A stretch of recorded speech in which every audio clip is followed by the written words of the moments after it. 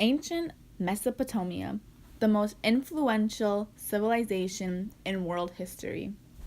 They were the first to build cities, use potter's wheels, develop writing, use bronze in large quantities, evolve complex bureaucracies, organize proper armies, and so much more. Mesopotamia means land between the rivers, and it just so happens that they're in between the Euphrates River and the Tigris River, so that's how it got its name. The region near the rivers are marshy with lagoons, mudflats, and reed banks. So that makes it a great place for them to farm corn and stuff like that. The land that's not near the rivers are very vast and dry, which makes it a great home for sheep and goats. Mesopotamia had so many different ways of trading. They had overland transport that was taken by oxen. They used donkeys for trade caravans, but they started using camels after 1000 BC. Most of their bulk goods were transported by river, and they had seagoing trips with trading voyages ported in northern India. During the early times, food and craft goods were traded for mineral resources like stone, metals, and timber. During the later times, merchants started trading with Syria, Asia Minor, and Indus civilizations. In the beginning, ancient Mesopotamia organized their first true armies in history. Their elite soldiers were armed with bronzed armors and weapons, and their not-so-elite soldiers were armed with bows and arrows.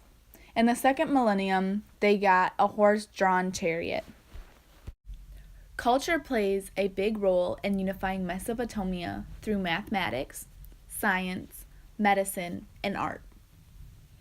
For math, Mesopotamia developed mathematics to a more advanced level than any contemporary person. This helped them lay many of the foundations. For science, a major branch of science that Mesopotamia used was astronomy. They created a 12-month calendar based on the cycles of the moon. For art, some sculptures were of animals such as goats, rams, bulls, and lions. Others were of mythical creatures such as lions or bulls with human heads. Others were of gods and goddesses or priests and worshippers. Most human sculptures from the earlier period had large staring eyes, and men had lots of long beards. For medicine and religion kind of go hand in hand.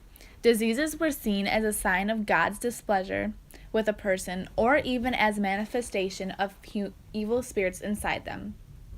The doctor's job was to identify the sin and prescribe the correct religious ceremony. Exorcism was commonly recommended, and doctors used bandages, creams, and pills in their treatments. This involved a sound understanding of the properties of different herbs and minerals. In Mesopotamia, most families were monogamous.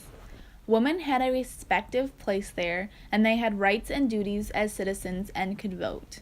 A widow took over their husband's job until their children were adults, and a father had complete control over his kids.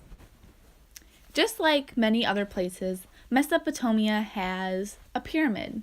At the top of the pyramid, you have the most important people, and in the middle of the pyramid, you have like the middle class people, and at the bottom of the pyramid, you have the poor people or the people who don't really have a lot of rights. In Mesopotamia, the top is where your kings, courtiers, officials, priests, and soldiers are, or as they're called, the elite group. In the middle, you have people like farmers, or where a lot of the population is. And at the bottom of the pyramid, you have people like slaves who don't really have a choice in where they can work and all that. And last but not least, we're going to talk about government.